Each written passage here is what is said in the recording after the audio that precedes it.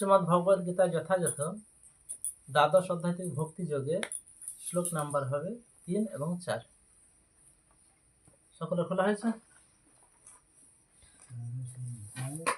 যে তক্ষর মর্নির্দেশ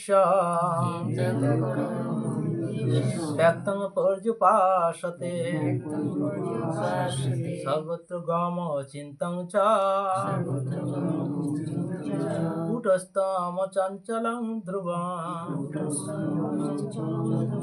স্বয়নিয়মেন্দ্রিয় গ্রামং সর্বত্র সমবুদ্ধয়ঃ ते प्राप्नुवन्ति मामेव सर्वभूतहिते रतः जे तत्क्षरमनिर्देश व्यक्तं पर्युपासते सर्वत्र गम चिन्तं च कूटस्थम चलं ध्रुवं संनियमेन्द्रिय ग्रामं सर्वत्र समबुद्धयः ते प्राप्नुवन्ति मामेव सर्वभूतहिते रतः। যারা সমস্ত ইন্দ্রিয় সংযত করে সকলের প্রতি সমভাবাপন্ন হয়ে এবং সর্বভূতের কল্যাণে রত হয়ে আমার অক্ষর অনির্দেশ্য অব্যক্ত সর্বত্র অচিন্ত কূটস্থ অচল ধ্রুব ও নির্বিশেষ স্বরূপকে উপাসনা করেন তারা অবশেষে আমাকেই প্রাপ্ত হন। তাৎপর্য এখানে প্রভুপাদ খুব সুন্দর পাঞ্জাল ভাষা ব্যাখ্যা করেছেন।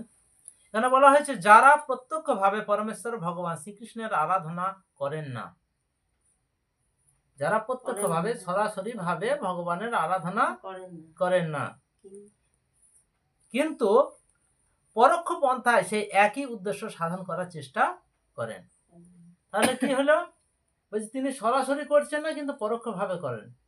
এরকম ভাবে বহু মানুষ আছে, তারা হয়তো করতে পারে না, সরাসরি তার পক্ষে করা সম্ভব নয়। তারা কিভাবে করেন? তাদের যে অর্থ দিয়েও ভগবানের সেবা করা যায়, সেটাকে বলা হয় পরোক্ষভাবে ভগবানের সেবা। কেননা সকলের হয়তো এরকম ভাবে সময় দেওয়া সম্ভব নয়, কেননা তাদেরকে জড়জাগতিক কর্ম করতেও হবে, সংসার প্রতিপালন করতে হবে। তার ফলে তারা কিন্তু সব সময়টা তারা দিতে পারে না, তার ফলে তাদের অর্থের বিনিময়ে ভগবানের সেবা কিন্তু করেন, তাই সেটাকে বলা হয় পরোক্ষভাবে সেবা। তাই পরোক্ষভাবে সেবা তারা করেন, কিন্তু পরোক্ষ পন্থায় সেই একই উদ্দেশ্য সাধন করার চেষ্টা করেন। তারাও পরিণামে সেই পরম লক্ষ্য শ্রীকৃষ্ণকে প্রাপ্ত হন। বোঝা গেল এখানে যে আমরাই এত সুন্দরভাবে সবকিছু নিয়ম নিষ্ঠা করে পালন করব, দিয়ে আমরা ভগবত ধামে যাব, আর কেউ হয়তো পারছে না, সে কি যাবে না? সেও যাবে। সে যদি পরোক্ষ পন্থায় ভগবানের সেবা করেন তাহলে সেও ভগবানের ধামে প্রবেশ করতে পারেন, কারণ ভগবান বলেছেন। সেই বিষয়ে বলা হয়েছে বহু জন্মান্তরের পর জ্ঞানী যখন জানতে পারে যে বাসুদেবই হচ্ছেন সব কিছুর পরম কারণ, তখন সে আমার চরণে প্রপত্তি করে। বহু জন্মের পরে জ্ঞানী ব্যক্তিরা যখন জানতে পারেন যে বাসুদেবই হচ্ছে সব কিছুর মূল কারণ, বাসুদেবকে কৃষ্ণ ভগবান, তিনি হচ্ছেন সব কিছুর মূল কারণ, তার ফলে তিনি প্রত্যক্ষভাবে সেবা না করে পরোক্ষভাবে তার অর্থ দিয়েও ভগবানের সেবা করেন। তাই বহু জন্মের পরে কোনো মানুষ যখন পূর্ণ জ্ঞান লাভ করেন তখন তিনি পরমেশ্বর ভগবান শ্রীকৃষ্ণের চরণে আত্মনিবেদন করেন। এই আত্মনিবেদন করা খুব একটু সহজ কাজ নয়। আত্মনিবেদন করতে গেলে বহু ঝড়ঝাপটা আমাদেরকে পোহাতে হবে, তারপরে আত্মনিবেদন করা যায় ভগবানের চরণে। এই শ্লোকগুলিতে যে পন্থার বর্ণনা করা হয়েছে সেই অনুসারে কেউ যদি ভগবানের দিকে অগ্রসর হতে চান, কেউ যদি ভগবানের দিকে এগিয়ে আসতে চান, তাহলে তাকে ইন্দ্রিয় দমন করতে হবে। তাহলে আমাদের ইন্দ্রিয়গুলোকে দমন করতে হবে কিভাবে? জিহ্বার লালসায় ইতি উতি ধায় শিষ্ণোদ্দর পরায়ণ কৃষ্ণ নাহি পায়। তাই আমাদের এই যে জিহ্বার লালসা, আমরা আমিষ দ্রব্য ভক্ষণ করব, এইগুলো আমাদেরকে ত্যাগ করতে হবে। তা যদি করতে পারে তাহলে পরে ভগবানের দিকে অগ্রসর হয়ে ভক্তি লাভ করা যায়। তাই সকলের প্রতি সেবা পরায়ণ হতে হবে, কেননা আমি যে জীবটাকে আমি হত্যা করে খাবো সেটারও সেবা করতে হবে, তাকেও সেবা দিতে হবে। তাই বলছে সেবা পরায়ণ হবে এবং সমস্ত প্রাণীর কল্যাণ সাধনের ব্রতী হতে হবে। এই শ্লোকের সিদ্ধান্ত হচ্ছে যে আমাদের ভগবান শ্রীকৃষ্ণের দিকে অগ্রসর হতে হবে।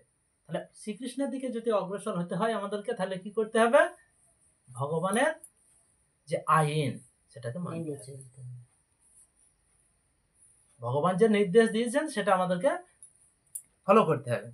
তা না হলে কখনোই পূর্ণ উপলব্ধি হবে না। পূর্ণরূপে ভগবানকে উপলব্ধি করতে হলে পরে তার নির্দেশ আমাদেরকে ফলো করতে হবে। আমাদের এটাকে বলা হয় বৈধি ভক্তি। আমরা বিধি এবং নিষেধ যদি আমরা পালন না করে চলে, আমাদের ভক্তি কখনো সম্ভব হবে না।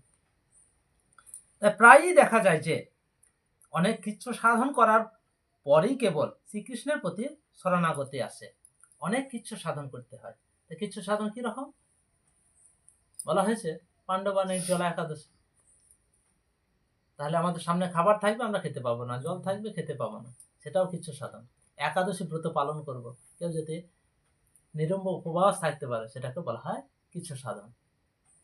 তাই এই যে কিছু সাধন করার পরেই কেবল শ্রীকৃষ্ণের প্রতি শরণাগতি আসে। তাহলে একাদশী তথা মাধব তিথি আমাদেরকে পালন করতে হবে। এই কিছু সাধন করতে করতে করতে করতে কৃষ্ণের প্রতি আমাদের আসক্তি জন্মাবে, তখন আমাদের তার প্রতি শরণাগতি আসবে। তাই স্বতন্ত্র আত্মার অন্তঃস্থলে পরমাত্মাকে উপলব্ধি করতে হলে দর্শন, তাকে দর্শন করতে হবে ভগবানকে। তাই ভগবানের কাছে যেতে হবে। ভগবান তোমার কাছে যাবে না, আমার কাছে যাবে না, কোথায়? ভগবানের কাছে যেতে হবে, তাকে দর্শন করতে হবে। শ্রবণ, তাহলে তার কথা শ্রবণ করতে হবে। শ্রবণ আর সাধন আদি সব রকমের ইন্দ্রিয় ক্রিয়াকলাপ থেকে নিবৃত্ত হয়। তাহলে আমরা যদি শ্রবণ করি তাহলে কি হবে? আমাদের এই যে আস্বাদন আদি সব রকমের ইন্দ্রিয় ক্রিয়াকলাপের থেকে নিবৃত্ত হতে হয়। আমরা যখন ভগবানের কথা শুনবো, তাহলে আমরা যে সব আমাদের ভোগ বাসনা আছে সেখান থেকে নিবৃত্ত হয়ে আমরা কৃষ্ণের দিকে অগ্রসর হতে পারবো। তখন উপলব্ধি করা যায় যে পরমাত্মা সর্বত্রই বিরাজমান। পরমাত্মা যদি সর্বত্রই বিরাজমান হয়, তাহলে আমি যে জীবটাকে হত্যা করে খাবো তার মধ্যে পরমাত্মা আছে। তাহলে ভগবানের সঙ্গে বিদ্রোহ তো আমরা করতে পারি না। তাই সেই জীবের প্রতি আমাদের প্রেম থাকা দরকার। এই উপলব্ধির ফলে আর কারো প্রতি হিংসা ভাব থাকে না। কারো যখন এই উপলব্ধিটা আসবে তখন কি হবে? তার আর কোনো হিংসা ভাব থাকবে না। তখন আর মানুষে ও পশুতে ভেদ বুদ্ধি থাকে না। আমরা তো প্রায়শই আমরা বিচার করি যে আমরা উচ্চ বর্ণের মানুষ, কেউ নিচু বর্ণের মানুষ, তাদেরকে আমাদের ঘরে প্রবেশ করতে দেওয়া যাবে না, তাদেরকে অধিকার দেওয়া যাবে না, সেবা অধিকার।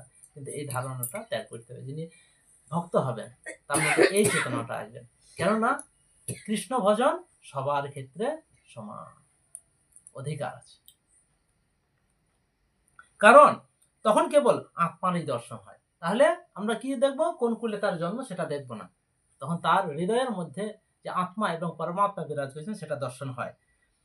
বাইরের আবরণটিকে তখন আর দেখা যায় না। কিন্তু সাধারণ মানুষের পক্ষে এই নির্বিশেষ উপলব্ধি অত্যন্ত দুষ্কর।